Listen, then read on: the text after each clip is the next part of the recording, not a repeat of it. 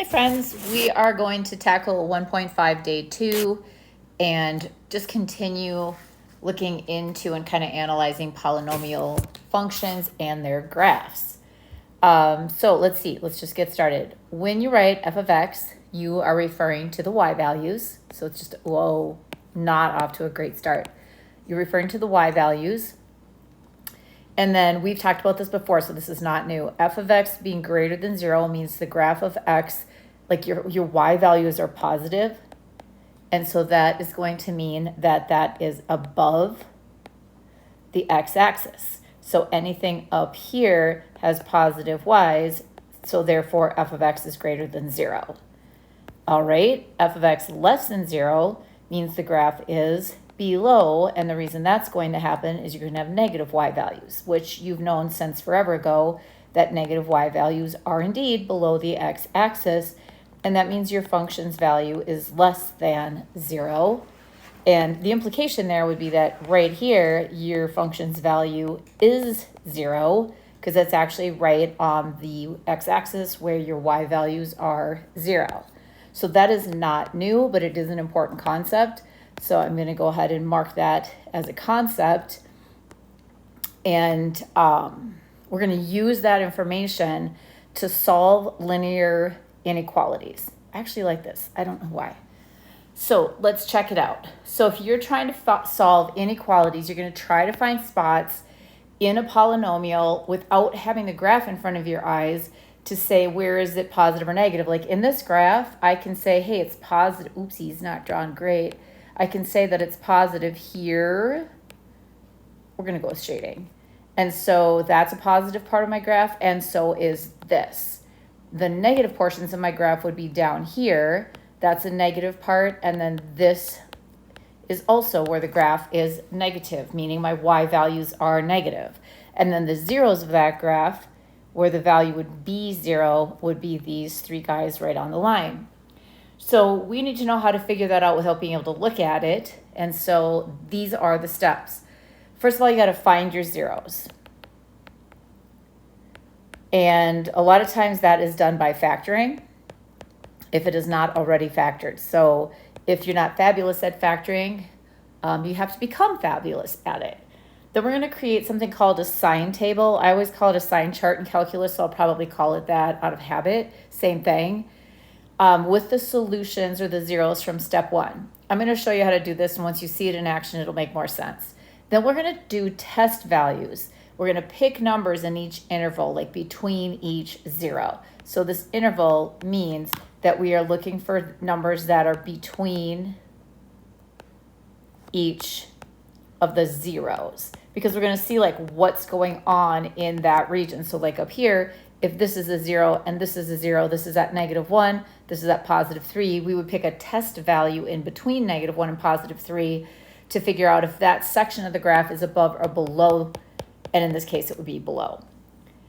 Okay, and so we're going to test those to see if each region is positive or negative. And then you're going to be able to use that information to answer the question. Here's a key idea. Make sure that you write your answer in interval notation. Think about the endpoints. If they are included, keeping in mind that that's going to be less than, greater than, or equal to, the or equal to is the key, we are going to use brackets. And when they are not included, then we would use these symbols in Algebra 2, and we would use parentheses here in pre-calc. So think about that. So let's see this in action. Well, this one's talking about the graph, so we don't have to do all of that stuff yet. We already talked about this. Use the graph above to determine where f of x equals 0. Those are my big green dots, and that would happen at x equals -3, -1, and +3. And then where is it positive, meaning where is it above the x-axis, and we already identified that in red up there, and that is from -3 to -1. Keep in mind that intervals is going to be x values, and again it is positive from 3 on.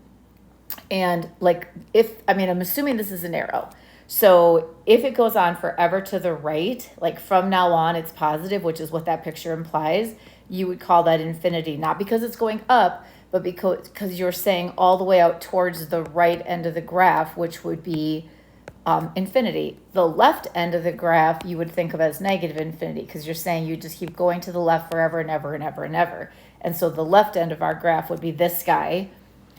So then it asks us, where is f of x less than or equal to? So that's a key thing. So this is asking, where is it below or on? So if I look at my graph, it is below or on for this first blue section. That means all the way to the left end of the graph. And since the left is going towards negative infinity, because if you continued towards the left on the number line, that's where you would go. And then that hits the x-axis or has a y value of 0 at -3. But because this one's an or equals to, that is a bracket. And then again, it's going to go from -1 here to +3, and those are going to be brackets as well, because it says or equal to 0, and both of those endpoints are equal to 0. All right, so how do you do that if you don't have a graph? This is where we're going to actually apply what was in this box. Here is what we do. They gave us factors here, so we can find our zeros pretty easily. We can say what would make x minus 3 0. One would be, one of our zeros will be at 3.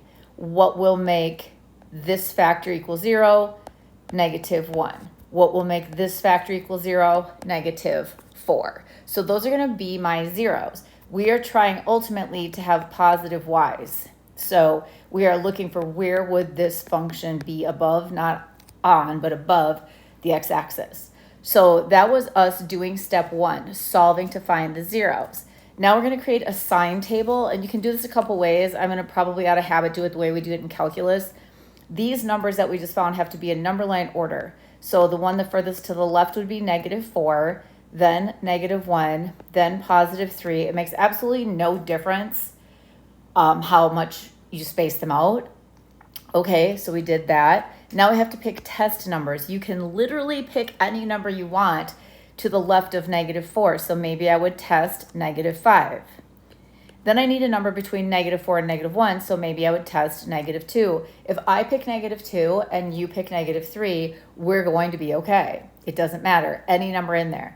Between -1 and 3, probably 0 is my easiest, and then something to the right of 3 is 4.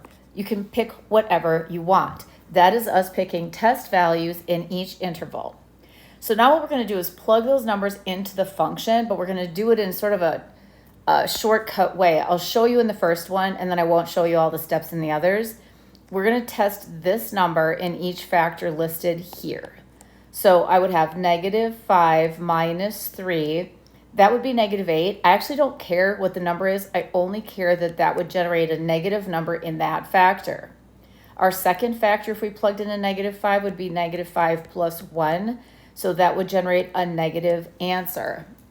And then our last one would be -5 and then minus 4. Oh, excuse me, plus -4, same thing, but I want to write it the way it looks in the factor. So in this factor right here, it would be plus -4. That's going to generate a negative number.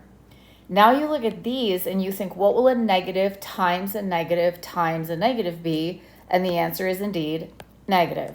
So you get a negative for that entire region, meaning to the left of -4, the graph is below the x-axis.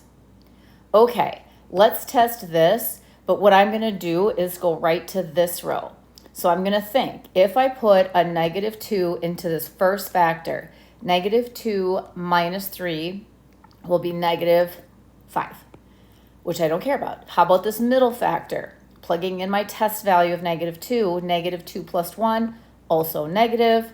Plugging in my last, my next number, or into my next factor, -2 plus 4, I'm going to end up with a positive value. So the product of a negative times a negative times a positive will actually be positive. So that is going to be one of the regions for our answer, because we're looking for things that are greater than 0. Don't fall into the trap of thinking that it will always alternate, because it does not always alternate. Frequently it does, but sometimes it doesn't. Okay, so now we're going to plug in 0 to each factor. So I'm just going through these factors each time. 0 minus 3 is negative. 0 plus 1 is positive. 0 plus 4 is positive. The product of these three will be a negative. And when I plug in 4, because that's my last test interval, my last test number, 4 minus 3 is positive in the first factor, 4 plus 1 is positive in the second, and 4 plus 4 is positive in the third. So here we have another region where that graph would be above the x-axis. So I don't really know what that graph looks like, but here's what I do know. This part's below. This was one of my zeros. Here it is above the x-axis. Then it's got to go back down below. Then it's got to go back up above. So it's going, up above and below the x-axis. But this question is asking on what intervals would it be greater than 0? And our answer to that is going to be I just drew a bracket. I don't want to do that because it's not or equals to. I'm going to call this first one from -4 to -1, and then from 3 on. And if you're saying from 3 on forever to the right, you're saying towards infinity. So this, my friends, is my answer to that polynomial inequality.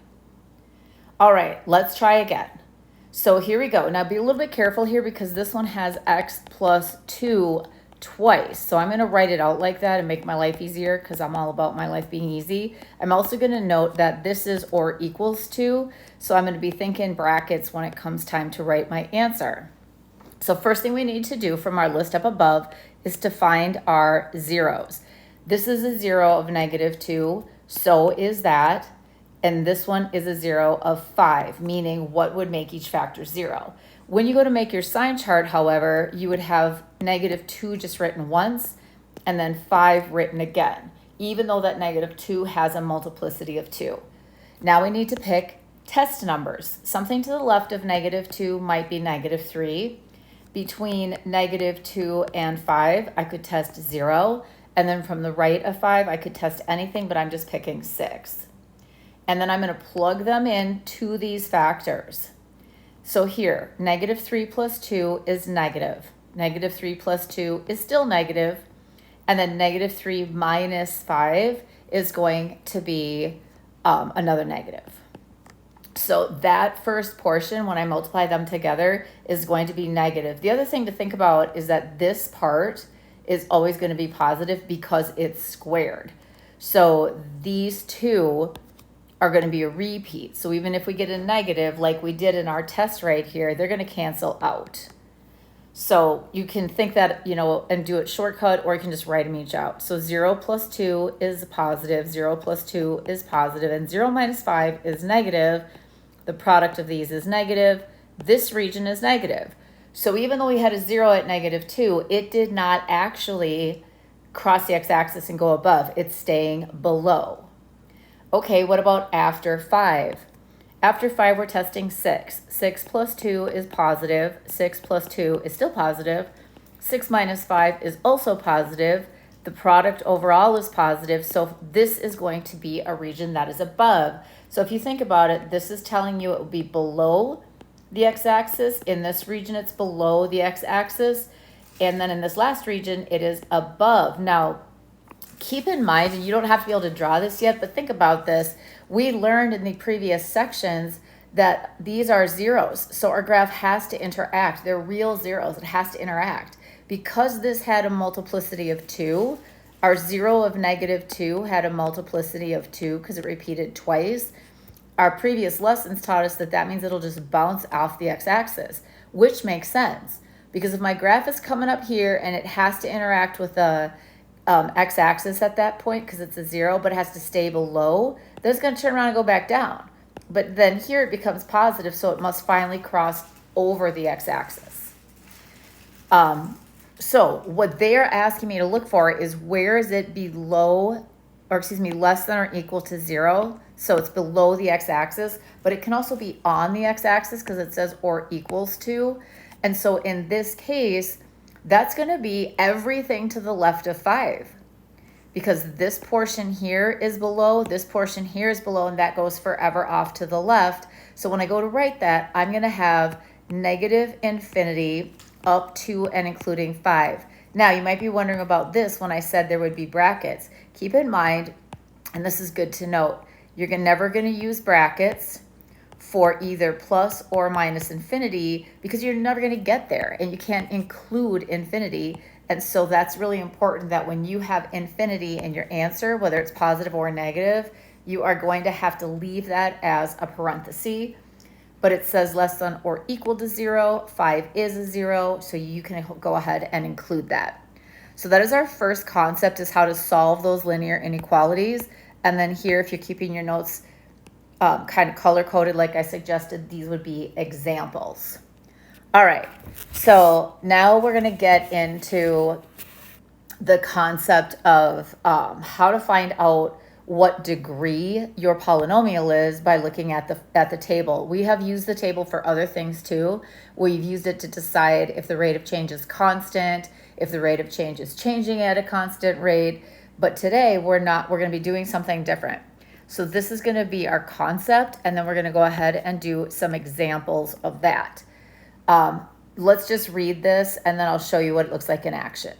If a given table of values with equal width x, this is what I was so upset about in the other one, because you'll notice here that these have to be equal. So like in this particular one, they're all going up by 2. So that means we can use this process.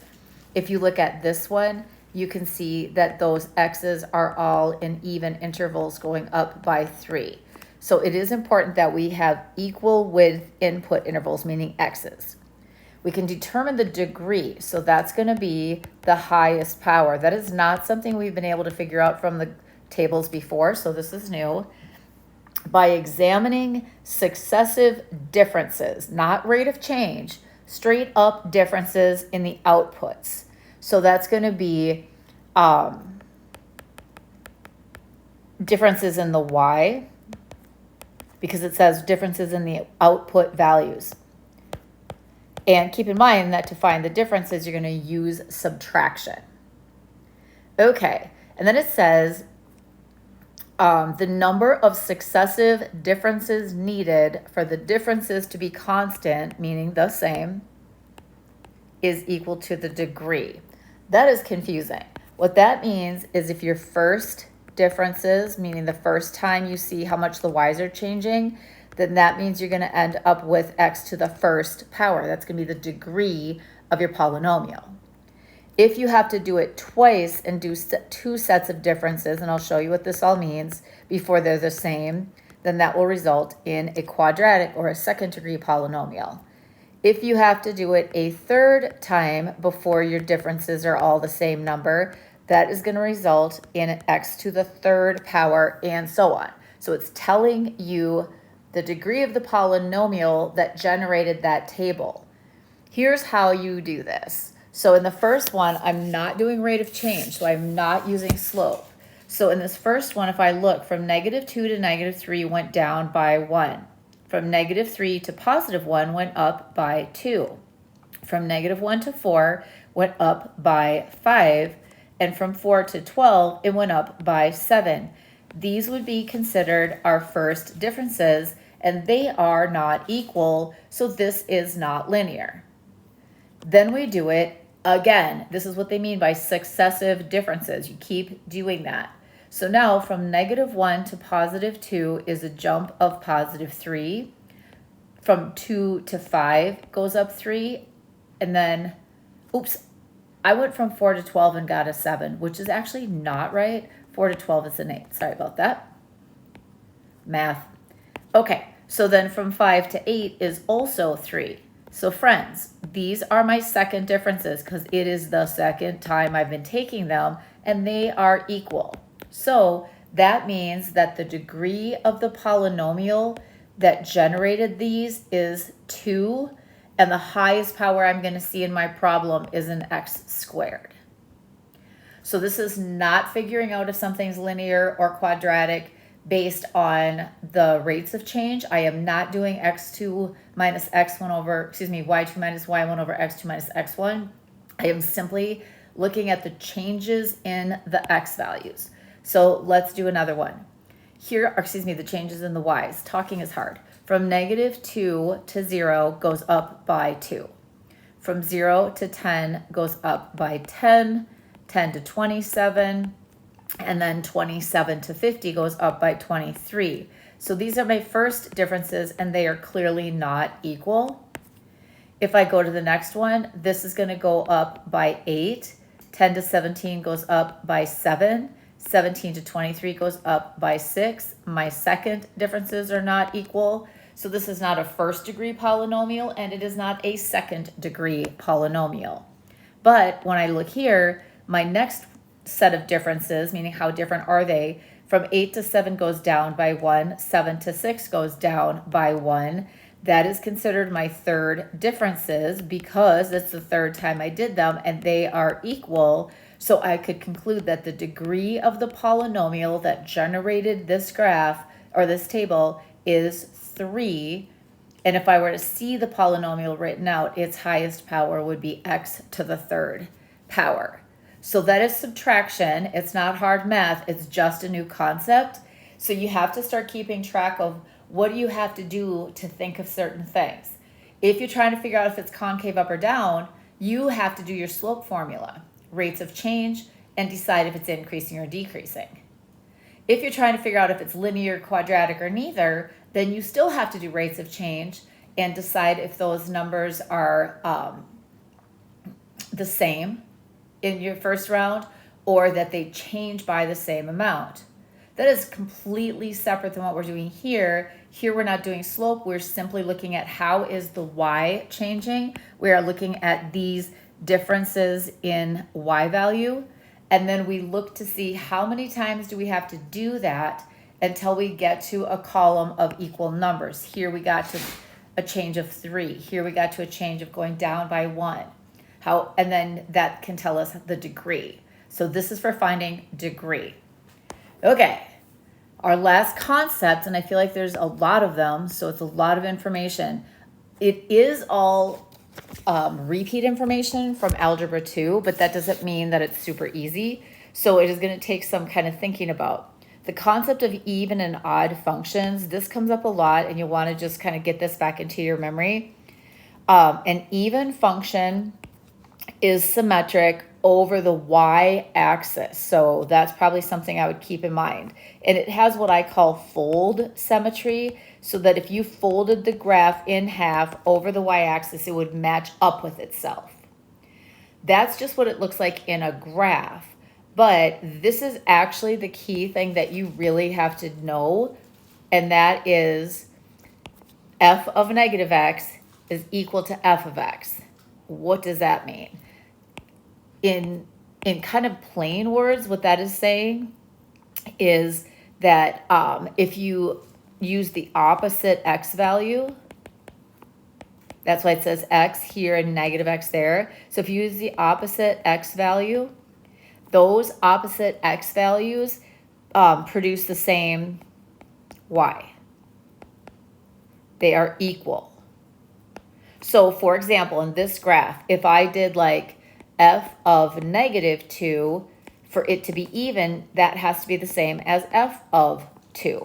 If I go to negative 2 on my graph, I have a value of negative 3. So when I plug in a negative 2, I get out a negative 3. Let me write it this way. F of negative 2 generates negative 3 right here.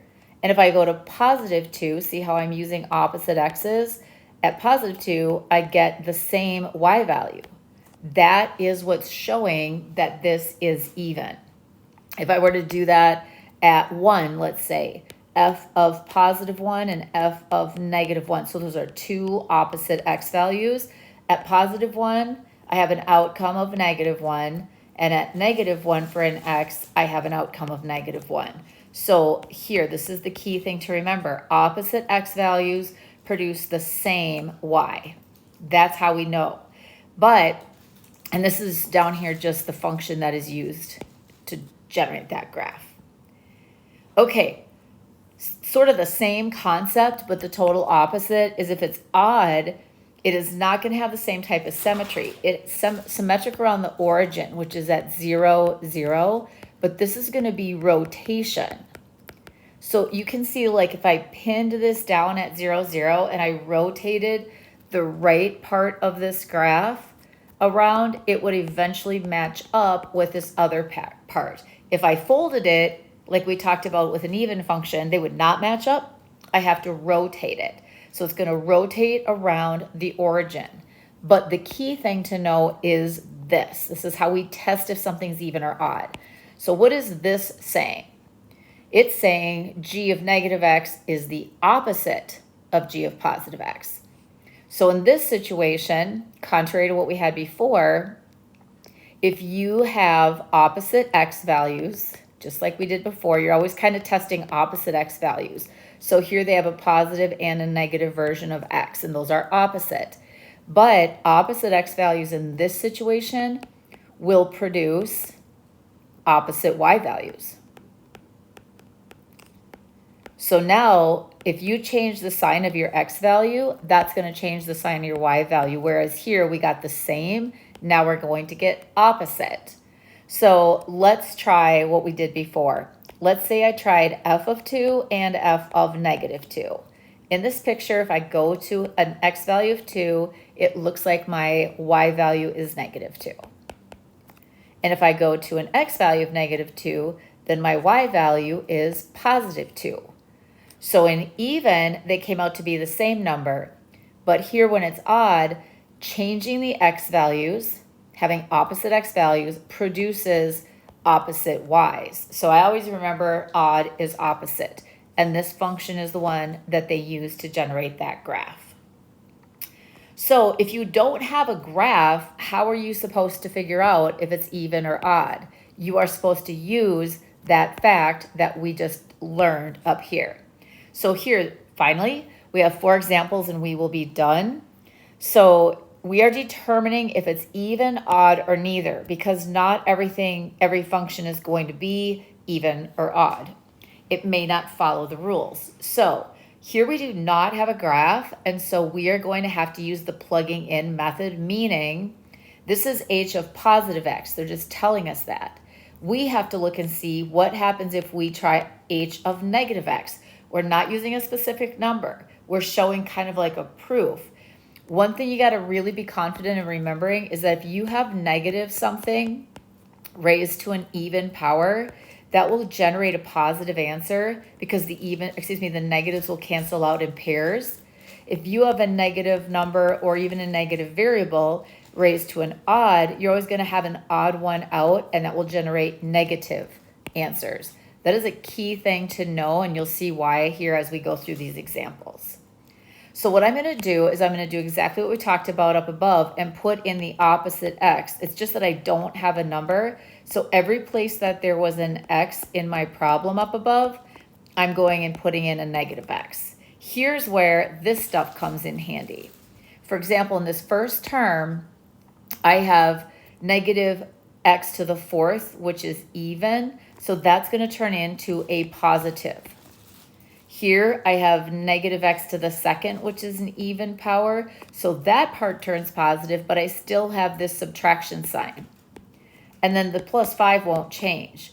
So what I'm going to do is I'm going to take my outcome and look at each term, and then I'm going to compare it back to see, is it the same or is it the opposite? Both of my 2x to the 4s are positive. My negative x squared is negative in both, and my 5. So these turned out to be the same. So I showed that h of x that was given is actually the exact same as h of negative x, and so that's going to determine that this is an even function. For it to be odd, every single term would have had to come out to be the opposite of what I started with. So I started with a positive 2x to the 4, I would have had to end with a negative. I started with a negative x squared, it would have had to change to positive. The 5 that I started with would have had to change to negative. So in this case, it showed even. Now, some kids will be like, oh, this has a 3rd power, that's just going to be odd. Again, a lot of times, yes, but not all the time. So you got to show your work and you've got to check what you get. So to test this, I have to plug in a negative x. So you test all of them the same. You replace x with negative x. So you go through and you replace any of the x's in the function with negative x. And then you determine, is that the same as the original? Then it's going to be an even. When you simplify it, does it come out to be the total opposite, meaning everyone switched signs? Then it's going to be odd. And if neither of those happens, then it's neither. So I'm taking what I had up above, I'm putting in a negative x every single place there was an x, and then I'm going to look, and again, this is going to come in handy because this is negative to an odd, so that's going to equal negative x cubed. Here I have a positive 3 times a negative x, so that turns negative, and my negative 1 doesn't change. So when I plugged in a negative x, here's my result. And if I look, my negative x cubed used to be positive, so that one is the opposite of what it was before. That does not make it odd. You have to check every single term. Here I started with a positive 3x, ended with a negative 3x. So that one's opposite as well. But don't get too hasty, because if you look at this last thing, I had a negative 1 and I still have a negative 1. And that means that part stayed the same, which means it's neither. It's like a mixed bag. So this is neither even nor odd because some terms became opposite and some terms stayed the same. It's all or nothing. They all have to be the same as they were in the original, like here. That'll make it even. They would all have to be opposite. So in this problem, this would have needed to be a +1 in order to call that opposite. All right, let's wrap this up. You can do this 2 ways, and it kind of depends on your comfort.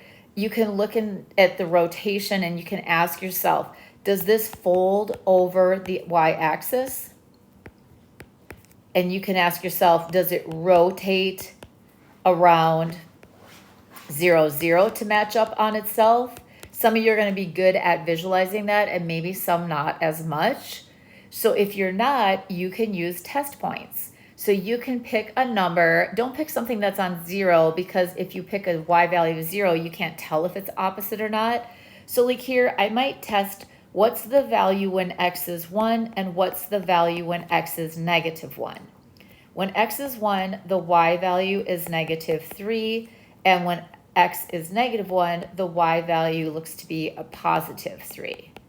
And since those are opposite y's, this is going to be an odd function. And then I can say, yeah, I can see if I rotated this around, and then it would eventually land on and match up with this other piece. So it does actually have rotation symmetry around the origin, and therefore it is odd. This one's tempting to just be like, that's even. But keep in mind that if you do fold symmetry, it has to fold over this. So it's definitely not doing that. So let's take a look and see using numbers. Let's try f of 1 and f of -1, because those are opposite x's, and we're going to look and see, will I end up with something that is the same, or will I end up with something that's opposite?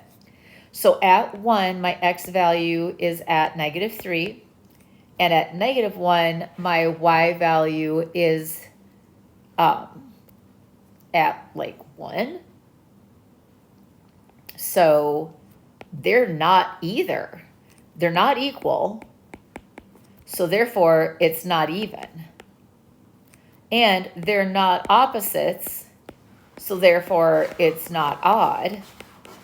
And so my answer here is neither, which works with the graph too, because it does not have rotation symmetry around the origin. It doesn't even go through the origin. And it also does not have fold symmetry over the origin. If I folded my paper right here at the y-axis, it would not match up on itself. That is so much information. But most of these concepts we've talked about. We have talked about even and odd in Algebra 2, so hopefully we can kind of revisit that. Finding the differences is literally subtraction, and you're just seeing out how many rounds of subtraction do you have to do before your numbers are the same. And then the number of rounds of subtraction you did will tell you the highest power or degree. And then here, this might not be something you did in Algebra 2. So that would be something to try making, a couple times. Make your test points and then see where's the graph going to be above or below it, positive or negative, based on the test points that you pick from each interval. Hopefully that helps. See ya. Bye.